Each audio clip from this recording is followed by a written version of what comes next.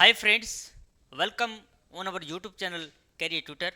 आज की हमारी कम्युनिकेशन के ऊपर फोर्थ क्लास है, जो इंटर कल्चरल कम्युनिकेशन है, अंतर सांस्कृतिक संचार।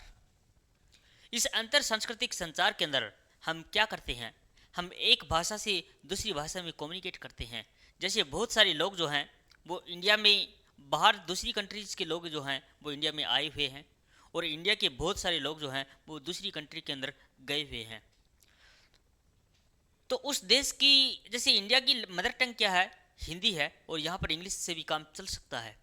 मगर बहुत सारी कंट्रीज ऐसी हैं जहाँ पर सिर्फ वही लैंग्वेज से, उसी लैंग्वेज से काम चलेगा। जैसे अमेरिका में जाएंगे, ब्रिटेन में जाएंगे, कनाडा के अंदर जाएंगे तो वहाँ पर इंग्लिश चलती है, तो वहाँ पर सिर्फ इंग्लिश से ही कम्युनिकेट करना पड़ेगा आपको।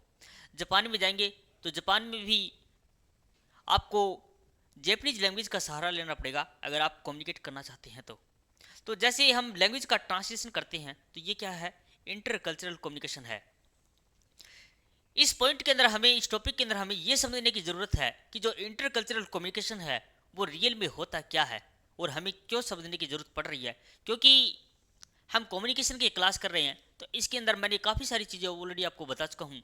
जैसे अमेरिका के अंदर प्रेसिडेंट का चुनाव हुआ है, अमेरिका के अंदर प्रेसिडेंट डोनाल्ड ट्रंप का क्या हुआ है, यहाँ पर प्रेसिडेंट का चुनाव हुआ और वहाँ से क्या हो, कौन इलेक्टेड हुआ है, वहाँ पर डोनाल्ड ट्रंप इलेक्टेड हुए हैं। यानी कि डोनाल्ड ट्रंप जो हैं वो अमेरिका के प्रधान राष्ट्रपति बनने वाले हैं। तो इंडिया के लोगों ने भी उतना ही इंटरेस्ट लिया है जितना अमेरिका के लोग ले रहे हैं, और जितना अमेरिका के लोग ले रहे हैं इंटरेस्ट उस प्रेसिडेंट के चुनाव के अंदर, उतने ही पूरी दुनिया के लोग जो हैं वो इंटरेस्ट ले रहे हैं उस चीज़ के अंदर। जैसे इंडिया में चुनाव होता है प्रधानमंत्री का तो दूसरे देश भी क्या लेते हैं, इंटरेस्ट लेते हैं। ये क्यों हो रहा है ऐसा? भाई चुनाव तो इंडिया में हो रहा है मगर दूसरे देश के लोग इंटरेस्ट क्यों ले रहे हैं? चुनाव तो वहाँ पर अमेरिका के प्रेसिडेंट का हुआ है मगर इंडिया वाले इंटरेस्ट क्यों ले रहे हैं? इसको बोलते हैं बच्चों ग्लोबलाइजेशन, वैश्वीकरण। यानी कि पूरी दुनिया जो है वो आपस में कनेक्टेड हो चुकी है और एक दूसरी कंट्री का आपस में क्या पड़ता है, इम्पैक्ट पड़ता है, प्रभाव पड़ता है। इस प्रभाव को समझने के लिए आज हमें इंटरकल्चरल कम्युनिकेशन करना है।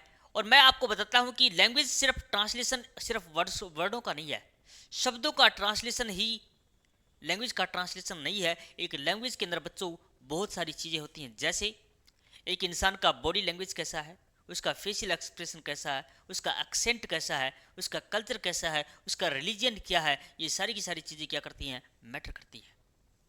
जैसे हम इंडिया में बोलते हैं राम राम, या फिर हम बोलते हैं गुड मॉर्निंग, लेकिन जापानी लैंग्वेज में बोलते हैं इसको ओहायो गोजाइमास, ओहायो गोजाइमास। तो ये क्या है? अब हम ऐसे नहीं करते, हम वहाँ का कल्चर ये कहता है कि आप ऐसे करें, हाथों को ऐसे करें या ऐसे करें, और आप थोड़ा सा झुकते हैं, वो करते हैं ओहायो गोजाइमास। तो ये क्या है, गुड मॉर्निंग करने का तरीका है। तो वैसे ही आपको मैंने एक स्क्रीन दिखाई है, ये देखिए, यहाँ पर बहुत सारे जो कंट्रीज के लोग हैं वो आपस में कनेक्टेड हैं। पूरी दुनिया के लोग वो अपनी अपनी लैंग्वेज में क्या करते हैं, हेलो कहते हैं, हेलो, हाय, बोंजो, नमस्ते। तो सारे के सारे वर्ड्स इसने इस्तेमाल किए हुए हैं। इसके साथ में कल्चर भी होता है। इस कल्चरल, इंटर कल्चरल कम्युनिकेशन को, अंतर सांस्कृतिक संचार को हम इस पूरी की पूरी स्लाइड में समझने की कोशिश करते हैं। मुझे उम्मीद है कि ये सेशन आपके लिए बहुत इंपॉर्टेंट होने वाला है। इसलिए अगर आप चैनल पर नए हैं तो वीडियो को लाइक करें, चैनल को सब्सक्राइब करें, दोस्तों को शेयर करना कभी ना भूलें। और बात रही ये जो मैं पीडीएफ पढ़ाने वाला हूँ, ये हमारे टेलीग्राम चैनल के अंदर ऊपर हम डाल देंगे, वहाँ से आप इसको फ्री ऑफ कॉस्ट प्राप्त कर सकते हैं। तो चलिए स्टार्ट करते हैं हमारा इंटरकल्चरल कम्युनिकेशन। तो ये दोनों लैंग्वेज के अंदर है, हिंदी और इंग्लिश के अंदर। तो ये ना सोचे कि मैं सिर्फ इंग्लिश में पढ़ा रहा हूँ, मगर मैं आपको थोड़ा सा इंग्लिश में समझाने की कोशिश करता हूँ। इंटरकल्चरल कम्युनिकेशन क्या है कि sharing information with people belonging to different cultures is known as intercultural communication और क्रॉस कल्चरल कम्युनिकेशन। हम क्या करते हैं, शेयरिंग करते हैं, शेयर करते हैं information with people belonging to different cultures is known as intercultural communication. एक जो लैंग्वेज का, आजकल बहुत सारी जॉब्स जो हैं एमएनसी कंपनीज के अंदर, जैसे जैसे आप मारुति कंपनी ले लो। मारुति कंपनी जो है ये जापान से, सुजुकी जो गाड़ियाँ बनाती है, तो जो होंडा है, पैनासोनिक है, बहुत सारी कंपनी जापान की इंडिया में काम करती हैं। तो उनको सबसे ज़्यादा दिक्कत आती है लैंग्वेज ट्रांसलेशन की। लैंग्वेज ट्रांसलेटर चाहिए। तो इंटरप्रेटर और ट्रांसलेटर आप दो टाइप की जॉब आप ले सकते हैं अगर आपको वो भाषा उस देश की आती है। तो मैंने भी ये काम ऑलरेडी किया हुआ है इंटरप्रेटर और ट्रांसलेटर का। तो वहाँ पर जैसे कंपनीज के अंदर जापान के लोग आते हैं, यहाँ पर इंडिया के लोग काम करते हैं, उन दोनों के बीच में एक मीडिएटर होता है जिसको इंटरप्रेटर कहते हैं या ट्रांसलेटर कहते हैं। वो उनकी लैंग्वेज को समझता है, वो उस चीज़ को ट्रांसलेट करता है। तो वहाँ पर मैंने भी ये चीज़ फेस की हुई है कि सबसे ज़्यादा हमें कल्चर की प्रॉब्लम आती है।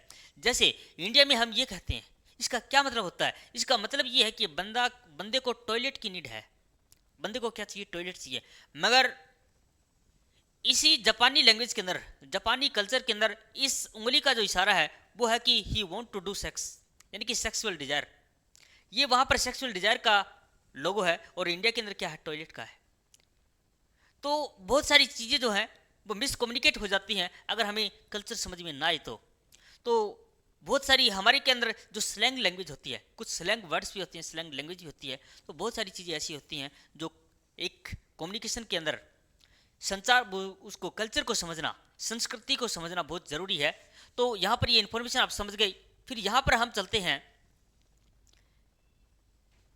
It's one's understanding of the culture, social interactions and cultural accommodation, ये चीज़ें ज़रूरी हैं। Even though they take the language classes and learn to speak local language fluently, यानी कि बहुत सारे लोग जो होते हैं वो लैंग्वेज की क्लासेज लेते हैं, लैंग्वेज बोलने भी लग जाते हैं, लेकिन ये सिर्फ क्या नहीं है? इंटर कल्चरल कम्युनिकेशन नहीं है। तो फिर क्या है? Inter cultural communication is not just the translation of words, it is one's understanding the culture, understanding the culture, social interactions and cultural accommodations. तो कल्चर का मतलब क्या होता है बच्चों? कल्चर का मतलब होता है संस्कृति। क्या होता है? संस्कृति। यहां पर आता है सोशल इंटरेक्शन, जिसका मतलब होता है सामाजिक संपर्क, सामाजिक संपर्क। उसके बाद में आता है कल्चरल अकोमोडेशंस, यानी कि सामाजिक समायोजन। सामाजिक समायोजन, तो ये तीन चीजें क्या हैं? जरूरी है। उस देश की उस लैंग्वेज के क्या होना चाहिए? आपको कल्चर समझ में आना चाहिए, वहाँ का सामाजिक संपर्क आपको समझ में आना चाहिए और सामाजिक समायोजन आपको समझ में आना चाहिए। तब जाके हम उस लैंग्वेज को क्या कर सकते हैं? ठीक से समझ पाएंगे। तो चलिए आगे बढ़ते हैं हम। अब मैं आपको थोड़ा सा हिंदी में समझाता हूँ। हो सकता है बहुत सारे बच्चे जो हैं वो इंग्लिश में इस चीज़ को ठीक से समझ में ना आ पाए। तो चलिए आपको हिंदी में समझाने की कोशिश करता हूँ। आज की वैश्विक दुनिया के अंदर, आज की इस वैश्विक दुनिया के अंदर अंतर सांस्कृतिक संचार एक महत्वपूर्ण कारक है। आज के इस वैश्वीकरण के अंदर अंतर सांस्कृतिक संचार क्या है? बहुत महत्वपूर्ण है। आई होप ये पॉइंट आपको समझ में आया होगा। तो चलिए आगे देखिए, इंटर कल्चरल कम्युनिकेशन क्या है?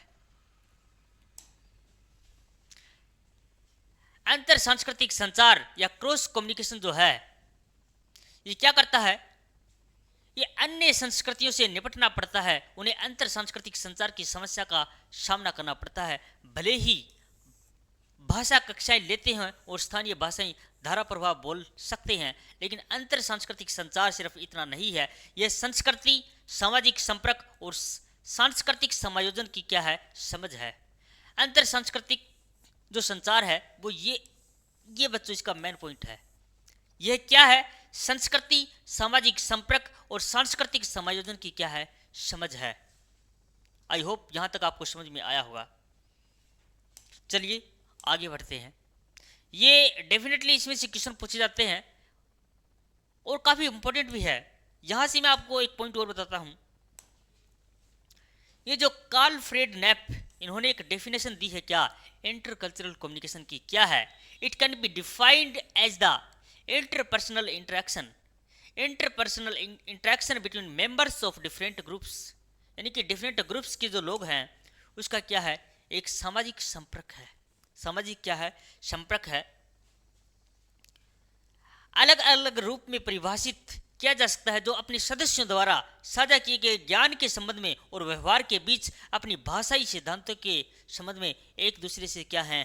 भिन्न है। यानी कि उनकी कंट्रीज क्या हैं, डिफरेंट हैं, कंट्रीज डिफरेंट हैं तो उनका कल्चर डिफरेंट है, कल्चर डिफरेंट है तो उनके एटिकेट्स हैं वो क्या है, डिफरेंट हैं। तो आई होप यहाँ तक आपको समझ में आया होगा। तो चलिए आगे बढ़ते हैं। अब हमारे यहाँ पर एक चीज़ और आती है, ये मुझे आपको समझाना बहुत ज़रूरी है। मैं स्टार्टिंग की क्लास से समझाने जा रहा हूँ कि भाषा तो सिर्फ दो ही टाइप की है, एक मौखिक और एक गैर मौखिक। तो इंटरकल्चरल कम्युनिकेशन है, इसको भी दो पार्ट्स के अंदर डिवाइड कर दिया गया है। एक मौखिक संचार है और एक क्या है, गैर मौखिक, यानी कि वर्बल और नॉन वर्बल। जो वर्बल कम्युनिकेशन है एंड नॉन वर्बल कम्युनिकेशन है, यहाँ पर हम एक चीज़ देखते हैं। जो वर्बल कम्युनिकेशन है जो कंसिस्ट ऑफ वर्ड्स, यानी कि वर्बल कम्युनिकेशन जो है हमारी, ये कंसिस्ट ऑफ वर्ड्स, यानी कि इसके अंदर सारा का सारा खेल किसका है, शब्दों का है। अब नॉन वर्बल कम्युनिकेशन के अंदर जब आते हैं गैर मौखिक संचार के ऊपर, तो वहाँ पर हमारे पास क्या होता है, gestures that give out messages, यानी कि जेस्चर्स होती हैं, बॉडी लैंग्वेज होती है, वो हमें क्या बताते हैं, उस मैसेज का मीनिंग बताते हैं। आई होप आपको वर्बल और नॉन वर्बल कम्युनिकेशन समझ में आई होगी। चलिए आगे बढ़ते हैं। आपको मैं ये बता ही चुका हूं कि जो हमारी वर्बल कम्युनिकेशन है उसके अंदर सारा का सारा खेल क्या है, शब्दों का है। तो ये इसमें कुछ खास जानने वाली चीज़ है नहीं। अब हम बढ़ते हैं नॉन वर्बल कम्युनिकेशन के ऊपर। ठीक है जी, अगर हम नॉन वर्बल कम्युनिकेशन के अंदर देखें तो यहां पर हम, एक सेकंड नीचे करता हूं मैं, समझ नहीं आ रहा। ठीक है जी। So cultural factors affect verbal communication as people can sometimes be able to speak or write in the language of the receiver. Use of words, dialects, accents, slang, etc. can also be different according to their own environment. ये चीज़ें हैं बच्चों जो affect करती हैं क्या, communication को। क्या, use of words, dialects, accents, slangs can also be different according to their own culture. Dialect और लैंग्वेज के अंदर क्या डिफरेंस होता है। डायलेक्ट होती है क्षेत्रवाद की भाषा। आप इंडिया के अंदर देखें तो इंडिया के अंदर बहुत सारी डायलेक्ट्स हैं, बहुत सारी भाषाएं हैं जो हम इंडिया में रहते हुए भी समझ नहीं पाते हैं। जैसे आप बिहार में जाएंगे तो उनकी अलग टोन है, हरियाणा में आएंगे तो अलग टोन है, साउथ में जाएंगे अलग टोन है, आप इधर जम्मू कश्मीर में जाएंगे तो वहाँ की अलग है, राजस्थान में जाएंगे अलग है, पंजाब में जाएंगे अलग है। तो इंडिया के अंदर बहुत सारी डायलेक्ट्स बोली जाती हैं। डायलेक्ट्स का मतलब होता है क्षेत्रवाद की भाषा, वो सिर्फ बोली है, उसका लिटरेचर नहीं है, उसको डायलेक्ट कहते हैं। जिस लैंग्वेज, जिस भाषा का, जिस डायलेक्ट का, जिस लैंग्वेज का क्या नहीं है, कल लिटरेचर नहीं है, साहित्य नहीं है, वो बोली कहलाती है। और जिसका लिटरेचर है उसको हम भाषा या लैंग्वेज कहते हैं। ठीक है जी, आगे बढ़ते हैं थोड़ा सा। अब हमारे पास नॉन वर्बल कम्युनिकेशन जो है इसको समझना जरूरी है। चलिए जी स्टार्ट करते हैं। Non verbal cues consist of communication that occurs without words like facial expressions. Non verbal communication के अंदर क्या होते हैं, फेशियल एक्सप्रेशंस होते हैं, हैंड एंड बॉडी मूवमेंट होता है, आई कॉन्टैक्ट होता है, eye contacts and use of objects, clothing etcetera. They help in making message clear और can give the different message well. यानी कि नॉन वर्बल कम्युनिकेशन बार बार एग्जाम में पूछी जाती है और यही इंपॉर्टेंट है, यही आपको पढ़ना है। गैर मौखिक संचार है, आपको यही पढ़ना है, इसी से क्वेश्चन बनते हैं और यही सबसे ज़्यादा क्या है, इंपॉर्टेंट है। तो आपको जब ये स्लाइड मिले तो आपको बच्चों ये पढ़ना है। हिंदी में बात करें तो चेहरे के भाव, हाथ और शरीर की गति, आंखों का संपर्क, वस्तुओं का उपयोग, कपड़े आदि जैसे शब्दों के बिना होता है। वे संदेश को स्पष्ट करने में मदद करते हैं या संदेश भी दे सकते हैं। इसको क्या कहते हैं, गैर मौखिक संचार कहते हैं। ठीक है जी, आगे बढ़ते हैं। इंपॉर्टेंस ऑफ इंटरकल्चरल कम्युनिकेशन, इसका क्या महत्व है, अंतर सांस्कृतिक संचार का क्या महत्व है। महत्व चलिए मैं ऑलरेडी बता चुका हूं आपको कि सारा का सारा खेल किसका है, कल्चर का है। बिना कल्चर को आप समझे किसी लैंग्वेज का रियल मीनिंग नहीं समझ सकते, किसी वर्ड्स का। कम्युनिकेशन हमेशा, अगर वर्ड्स की बात करें, शब्दों की बात करें, तो शब्द हमेशा 30% काम करते हैं। 70% जो है वो गैर मौखिक संचार होता है। उसके अंदर सारी चीज़ आ जाएंगी, आपके फेशियल एक्सप्रेशन आ जाएंगे, आपके आई कॉन्टैक्ट्स आ जाएंगे, आपका हैंड और बॉडी का मूवमेंट आ जाएगा, आपका एक्सेंट आ जाएगा, आपका कल्चर आ जाएगा, आप किस रिलीजन से बिलोंग करते हैं ये भी कम्युनिकेशन में मैटर करता है। किस देश से बिलोंग करते हैं ये भी मैटर करता है, मगर ये भी मैटर करता है कि आप किस रिलीजन से बिलोंग करते हैं। इस दुनिया में बहुत सारे धर्म हैं, रिलीजन हैं, वो सभी अपनी जगह बिल्कुल परफेक्ट हैं। उसको हम किसी को ये नहीं कह सकते कि ये धर्म अच्छा हो और ये बुरा नहीं। धर्म सब के सब हमेशा इंसान को क्या करते हैं, अच्छाई की ओर लेके जाते हैं। ठीक है जी। तो अब हमारे पास अंतर सांस्कृतिक संचार का महत्व क्या है। जो बिजनेस पीपल होते हैं, स्पेशली बिजनेस पीपल और people providing services in the areas of their culture, people interpret message based on their culture. So what do you mean not to be what the other person understands? Your intentions might not be met as their attribution towards you, might be telling them something else about it. अंतर सांस्कृतिक संचार की में अगर कमी है, क्या है, कमी है, so lacking the intercultural communication can lead to their insult of the culture and people involve. अगर हमारा इंटरकल्चरल कम्युनिकेशन ठीक से नहीं हुआ, जैसे मैं बताता हूँ कि जापानी लैंग्वेज के अंदर जब आप खाना खाते हैं तो वहाँ पर एक वर्ड बोलते हैं इतादा कीमास। देख लो, अभी सर्च कर लेना आप नेट के ऊपर, इतादा कीमास।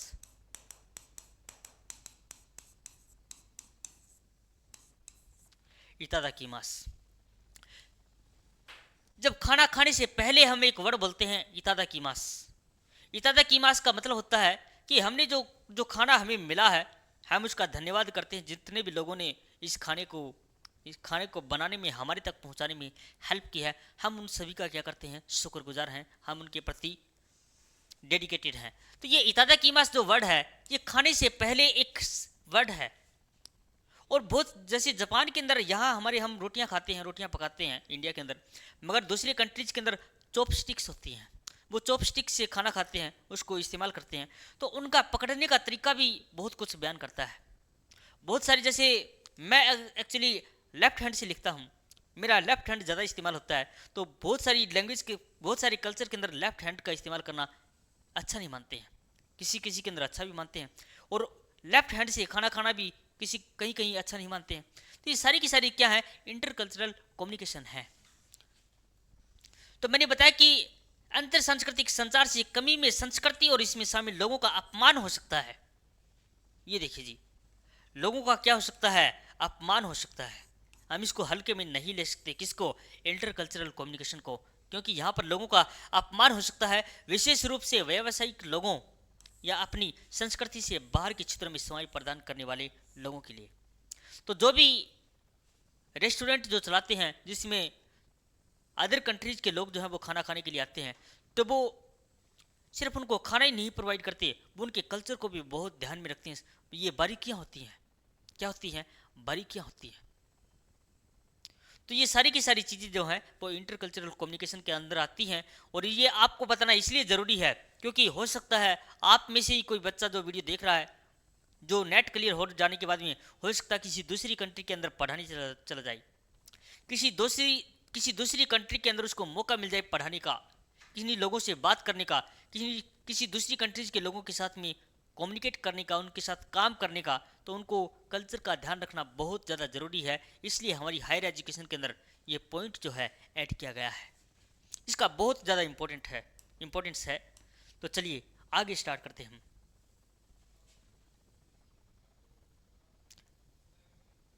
ठीक है जी, अब हमारे पास एक नया टॉपिक आता है। हमारा नया टॉपिक है effective classroom communication. Effective classroom communication, प्रभावी कक्षा के अंदर प्रभावी संचार कैसे हो सकता है। प्रभावी कक्षा संचार, definitely you want to be a teacher professor in your life. आप जो एग्ज़ाम क्रैक करने जा रहे हैं, आप एक बहुत बड़े रिसर्चर बनने जा रहे हैं, आप एक प्रोफेसर बनने जा रहे हैं। आपका मोस्टली बच्चों का एक सपना है कॉलेज में पढ़ाने का, इसलिए आप नेट का एग्ज़ाम देने जा रहे हैं। तो आपको बच्चों ये पॉइंट भी आना बहुत ज़रूरी है कि कक्षा में प्रभावी संचार कैसे किया जाए। एक क्लास के अंदर मान लीजिए 50 बच्चे बैठे हैं, उन सभी का माइंड लेवल अलग है, यानी कि IQ लेवल अलग है, उन सभी का कम्युनिकेशन अलग है, उन सभी का वे ऑफ थिंकिंग अलग है। तो वहाँ पर क्या काम आती है? वहाँ पर आपका कम्युनिकेशन काम आता है। मैं आपको बता देता हूँ कि एक टीचर को, मान लीजिए ये टीचर है, ये कम्युनिकेशन इन क्लासेस, ये मान लीजिए टीचर यहाँ। बच्चों इस टीचर के पास दो चीज़ें होनी ज़रूरी है। पहला 50%, सेकंड 50%। 50% बच्चों इसका कम्युनिकेशन काम करता है और 50% इसकी नॉलेज काम करती है। जिंदगी में ये पॉइंट याद रखना कि एक टीचर के पास दो चीज़ें होनी ज़रूरी हैं। पहली चीज़, क्लास के अंदर जब भी वो क्लास में पढ़ाने जाएगा, उसकी 50% उसकी नॉलेज काम आएगी और 50% उसका संचार काम आएगा। मान लीजिए आपके पास ज्ञान बहुत है, बहुत ज़बरदस्त ज्ञान है, मगर वो ज्ञान आपको डिलीवर करने का तरीका नहीं पता है, तो फिर उसका क्या फ़ायदा। मान लीजिए आपकी कम्युनिकेशन बहुत ज़बरदस्त है, मगर आपका जो ज्ञान है वो अच्छा नहीं है, आपके पास पर्याप्त नॉलेज नहीं उस सब्जेक्ट के बारे में, उस टॉपिक के बारे में, तो भी आप पढ़ा नहीं सकते। खान सर हमारे हिंदुस्तान के अंदर ही नहीं पूरी दुनिया में फेमस क्यों बन गए हैं पता आपको? मैं बताता हूँ।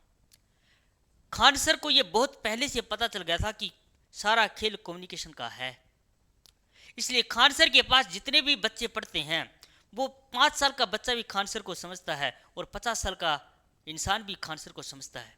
एक पढ़ा लिखा इंसान भी उनकी भाषा को समझता है और एक अनपढ़ इंसान भी उनकी भाषा को समझता है।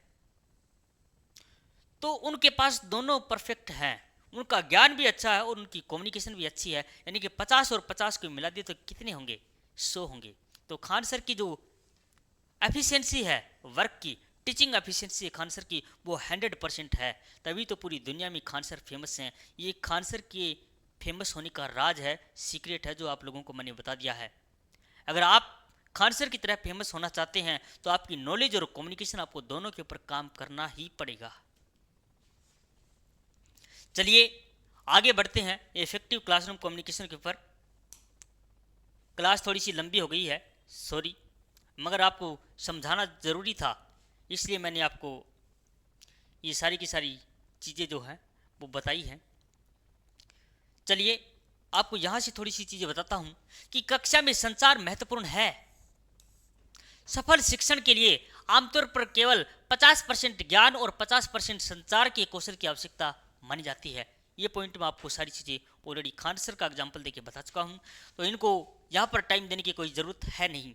चलिए हम थोड़ा सा और आगे बढ़ते हैं। जो एग्जाम में अक्सर क्वेश्चन आते हैं, हम उस पॉइंट को लेते हैं।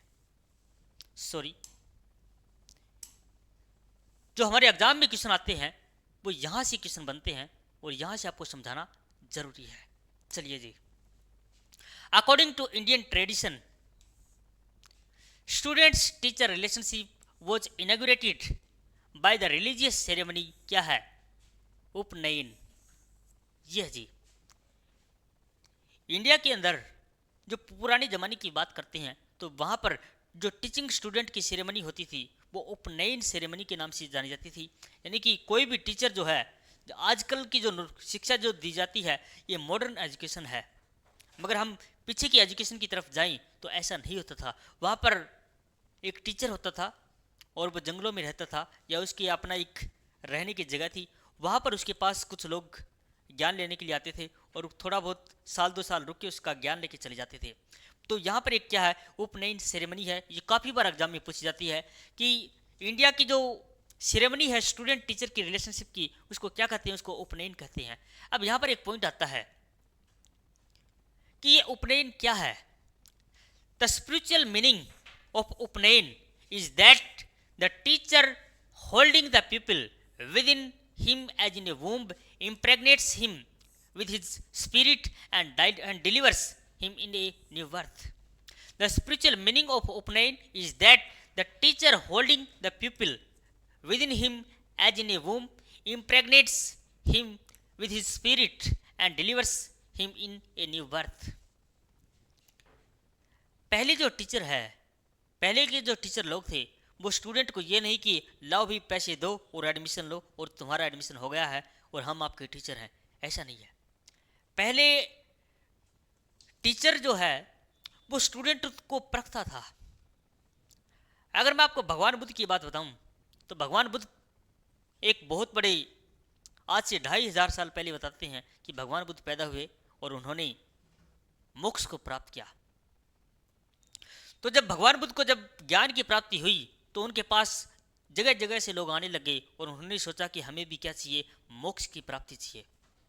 तो मोक्ष की प्राप्ति चाहिए तो भगवान बुद्ध जो शिष्य डायरेक्ट ऐसे नहीं बनाते थे, ऐसा बताते थे कि भगवान बुद्ध जो है जब भी उनके पास उनका कोई शिष्य बनने के लिए आता था तो भगवान बुद्ध जो है वो कई कई दिन तक उनसे बात नहीं करते थे। तो बहुत सारे लोग उनके पास आते थे और चले जाते थे और लोग बड़े कंफ्यूज होते थे कि यार हमने आपको गुरु मान लिया और आप हमारी से बात ही नहीं कर रहे। तो भगवान बुद्ध ने कहा कि सबसे पहले उनका एक ऐसा मानना था कि सबसे पहले इंसान को क्या होना पड़ेगा, शांत होना पड़ेगा। क्या होना पड़ेगा, शांत होना पड़ेगा। अंदर से शांत नहीं होगा तो मेरा दिया हुआ ज्ञान बेकार चला जाएगा। मान लीजिए आपके पास कोई पेज है और उस पेज में पहले ही अब इतनी लाइनें लिखी हुई हैं, इतनी लाइनें लगी पड़ी हैं, तो लिखने वाला लिखेगा कहाँ। ये भगवान बुद्ध का मानना था कि जब तक आपका पेज कोरा नहीं होगा तब तक हम कुछ लिख नहीं पाएंगे। लिख भी देंगे अगर कोरा नहीं है तो उसमें हमें समझ नहीं आएगा कि लिखा क्या है। तो भगवान बुद्ध का कहना था कि सबसे पहले इंसान को खालीपन होना पड़ेगा, खालीपन चाहिए, उसके अंदर शांति चाहिए, उसके बाद में ही मेरा जो ज्ञान है वो उसके काम आ सकता है। तो ये बहुत सारी थॉट प्रोसेस हैं, लेकिन आजकल की जो एजुकेशन है वो क्या है, मॉडर्न एजुकेशन है जो आप लोग जानते ही हैं। The people is then known as द्विजा यानी कि बोर्न अफ्रेश, यानी कि ये जो सेरेमनी है, स्पिरिचुअल सेरेमनी है उपनयन की, तो यहाँ पर इस सेरेमनी के अंदर जो स्टूडेंट जो है वो क्या कहलाता था, द्विजा कहलाता था, बोर्न अफ्रेश, यानी कि गुरु जो है वो अपने आप को उस बच्चे के अंदर धारण कर देता था, यानी कि गुरु के जितने भी संस्कार होते थे वो उस बच्चे में आ जाते थे। जो जितने भी उसके अंदर संस्कार थे, यानी कि एकलव्य जो है वो अर्जुन से बड़ा धनुषधारी कैसे बना, एकलव्य जो है जो अर्जुन से बड़ा धनुषधारी कैसे बना। उनका गुरु तो सिर्फ एक ही था, गुरु द्रोणाचार्य, लेकिन अर्जुन से बड़ा धनुषधारी एकलव्य था, ये सब लोग मानते हैं महाभारत के अंदर।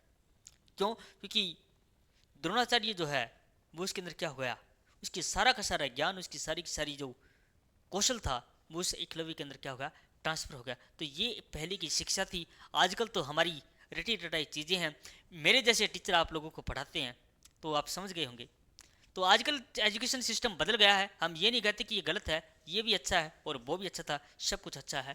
तो चलिए, the personal touch and living relationship between the people and the teacher make education. पहले की एजुकेशन क्या थी? The personal touch and living relationship with the people and the teacher make education, यानी कि एक बच्चे का क्या होता था, पर्सनल टच होता था, उनका पारस्परिक संबंध होता था। एक टीचर का और एक शिष्य का क्या होता था, पारस्परिक संबंध होता था। यानी कि एक स्टूडेंट जो है, जो पीपल होता था, जो शिष्य होता था, उसको गुरु के सारे कामकाज करने पड़ते थे, उसको गुरु के सारे कामकाज करने पड़ते थे। अगर मैं आपको बताऊं तो जो ओशो जो हुए हैं इंडिया के अंदर, ओशो हुए हैं, रजनीश ओशो, आज से लगभग 40-45 साल पहले, वो पूरी दुनिया में फेमस हो गई ओशो के नाम से, रजनीश ओशो। वो कैसी हो गई? जिस बंदे की कम्युनिकेशन अच्छी हो जाती है, कम्युनिकेशन के ऊपर कमांड हो जाती है, लोग उसको भगवान का दर्जा देने लग जाते हैं। आप जितने भी जो प्रवचन देते हैं, जो बाबा लोग देते हैं प्रवचन, उनके अंदर सभी के अंदर मैंने ये पाया कि उनका वे ऑफ टॉकिंग बहुत अच्छा है, और जैसे जैसे वे ऑफ कम्युनिकेशन बढ़ता है लोग उससे प्रभावित होने लग जाते हैं। लोग क्या होने लग जाते हैं? प्रभावित होने लग जाते हैं। तो अगर आपको बच्चों को प्रभावित करना है तो आपको वे ऑफ टॉकिंग पे काम करना ही पड़ेगा। तो Indian tradition that proves that the education becomes effective and fruitful only to the extent to which there is a personal touch between the teacher and student. यानी कि आपको बच्चे के साथ एक पर्सनल टच, एक पारस्परिक संबंध बनाना पड़ेगा, उसके साथ में इमोशनली अटैच होना पड़ेगा। आप शायद बहुत सारे टीचरों से पढ़े हैं अपनी लाइफ में, और मैं भी पढ़ा हूँ। लगभग मैं ज़्यादा तो नहीं कह सकता, 100 टीचरों से पढ़ा हुआ हूँ, 100 टीचरों से पढ़ा हुआ हूँ, मगर मेरे को सिर्फ मुश्किल से 5 टीचर याद हैं, वो आज भी याद है। क्यों? 95 टीचर ने क्या पढ़ाया नहीं, उन्होंने भी टाइम दिया, लेकिन 5 टीचर ही मुझे क्यों याद हैं? इसकी वजह है बच्चों, हमारे पारस्परिक संबंध जो हैं वो अच्छे थे। हम उनसे इमोशनली, टीचर हमारे से कनेक्ट था और मैं टीचर से कनेक्ट था। आपकी भी लाइफ में आप नज़र उठा के देखिए कि आप लाइफ में कितने सारे टीचर पढ़ चुके हैं आप, और आपको कितने सारे टीचर्स का नाम याद है, कितने सारे टीचर को आप जानते हो? शायद मुश्किल से 2, 4, 5। तो ये क्या है? एक पारस्परिक संबंध है, जो इस प्रक्रिया को पहले क्या कहते थे? उपनयन कहते थे। आज आप कुछ भी नाम दे दो। ये जो लाइन है, ये जो मैंने अंडरलाइन की हुई है, ये इंपॉर्टेंट पॉइंट है, यहाँ से यहाँ तक। ये डेफिनेटली एग्जाम में यहाँ से क्वेश्चन आएगा, आपको लिख लेना, यहाँ से डेफिनेटली क्वेश्चन बनेगा।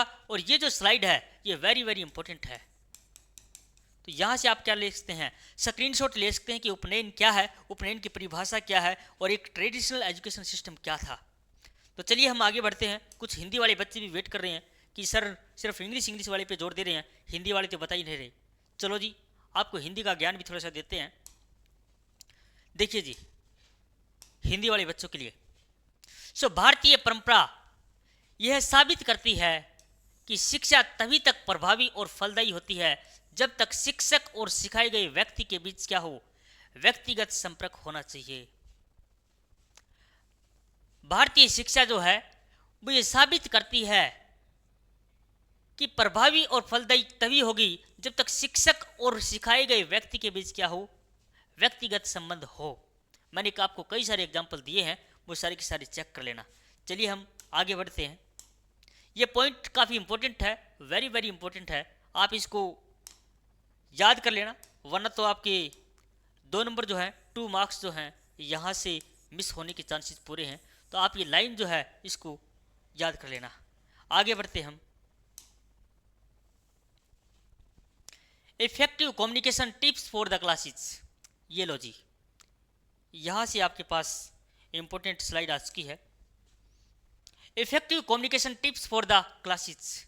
जो हमारी इफेक्टिव कम्युनिकेशन है क्लास के अंदर, ऐसी कौन सी युक्तियां हैं जो क्लास के अंदर क्लास को इफेक्टिव बना सकते हैं, प्रभावी बना सकते हैं? Effective communication tips for the classes, यानी कि टिप्स का मतलब होता है युक्तियां। तो ये जो नीचे दी गई हैं ये युक्तियां हैं जो एक क्लास को क्या बनाती हैं? प्रभावी बनाती हैं। इफेक्टिव का मतलब होता है प्रभावी संचार, प्रभावी संचार। प्रभावी संचार के लिए ये फैक्टर्स हैं, factors of effective classroom communication. पहला है use of best teaching strategies. Use of best teaching strategies यानी कि आपके पढ़ाने की जो स्ट्रेटेजी है ये क्या होनी चाहिए? बेस्ट होनी चाहिए, ताकि आप क्लास के अंदर क्या कर सकते हैं? आप बेहतर तरीके से कम्युनिकेट कर सकते हैं। आगे मैं बात करूं तो ये हमारे पास जो टीचिंग स्ट्रेटेजीज हैं इनको हिंदी में कहते हैं सर्वोत्तम शिक्षण रणनीतियों का उपयोग। सर्वोत्तम शिक्षण रणनीति का उपयोग। ठीक है जी। यूज ऑफ प्रॉपर टेक्नोलॉजी, यानी कि जो टेक्नोलॉजी है वो प्रॉपर होनी चाहिए। जैसे ही मैं आप लोगों तक हम पढ़ा रहे हैं तो हमारे पास क्या है, कुछ टेक्निकल इंस्ट्रूमेंट हैं जो हम यूज कर रहे हैं। और ये जो माइक है, अगर इसमें से प्रॉपर आवाज़ ना आई, सिर्फ नॉइस आई, तो क्या आप हमारी कम्युनिकेशन को समझ पाएंगे हम जो आपको क्या पढ़ा रहे हैं? तो हमारे पास क्या होना चाहिए? प्रॉपर टेक्नोलॉजी होनी चाहिए। इफेक्टिव यूज ऑफ फीडबैक, बच्चों सारा खेल किसका है? फीडबैक का है, प्रतिपुष्टि का है। तो फीडबैक हमारी क्या होनी चाहिए? हर हाल में पॉजिटिव होनी चाहिए। फिर भी आपको लगता है कि जो पढ़ा रहे हैं इसमें कहीं ना कहीं आपको लगता है कुछ कमी है, तो आप हमें कमेंट सेक्शन में ज़रूर बताएं। हो सकता है हम सोच रहे हो कि हम बिल्कुल बेस्ट पढ़ा रहे हैं और आपको लगता है कुछ कमी है, तो आप आपके सुझाव जो हैं वो कमेंट सेक्शन में ज़रूर डालें। नेक्स्ट आता है टू वे कम्युनिकेशन। ये हम ऑलरेडी बता चुके हैं कि क्लासरूम के अंदर, ये जो क्लासरूम है इसके अंदर दो टाइप के लोग हैं, एक टीचर है और एक स्टूडेंट है। इनका दोनों का बेस्ट कम्युनिकेशन करवाना है तो ये क्या होगा? Two way. यानी कि टीचर पढ़ा रहा है वो स्टूडेंट की समझ में आना चाहिए, और जो स्टूडेंट समझ पा रहा है या नहीं पा रहा ये टीचर को समझ में आना चाहिए। तो ये जो कम्युनिकेशन है वो हमेशा क्या होता है? टू वे होता है, ये वन वे नहीं होता। लेकिन फिलहाल मैं जो आपको पढ़ा रहा हूँ ये क्या है? वन वे कम्युनिकेशन है। मैं सिर्फ आपको बता रहा हूँ, मुझे नहीं पता चल रहा कि कौन कितना समझ पा रहा है। ये क्या है? वन वे कम्युनिकेशन कहलाता है। उसके बाद में आता है डेवलपमेंट ऑफ मोटिवेशन। यानी कि आपकी क्लास के अंदर क्या होना चाहिए? डेवलपमेंट होना चाहिए। किसका? मोटिवेशन का। यानी कि सिर्फ ये नहीं कि सिर्फ ज्ञान ही ज्ञान दे। बहुत बार बच्चे क्या होते हैं? डिमोटिवेट हो जाते हैं। हो सकता है कि उनकी हजार टाइप की प्रॉब्लम्स हो सकती हैं।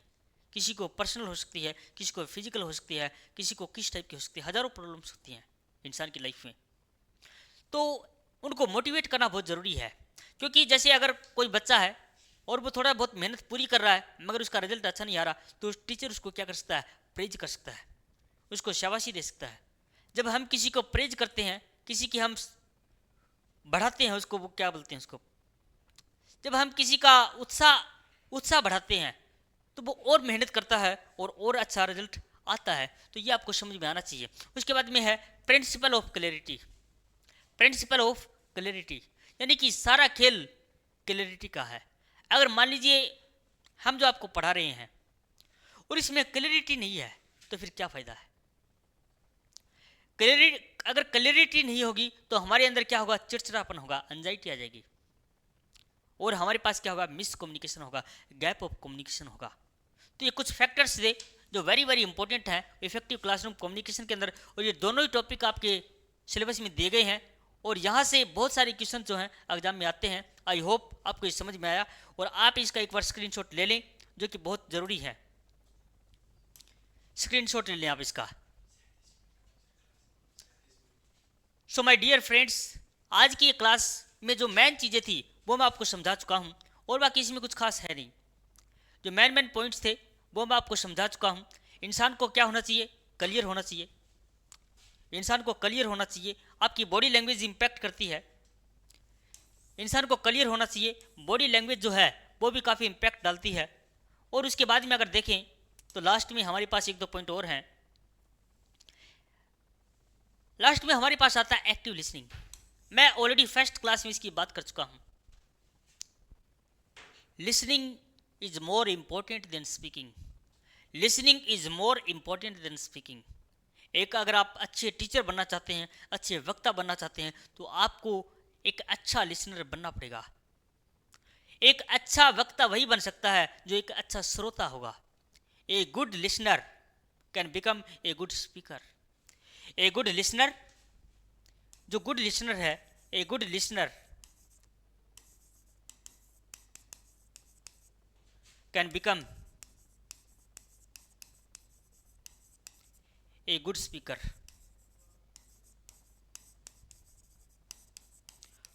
और लास्ट हमारे पास आता है फीडबैक।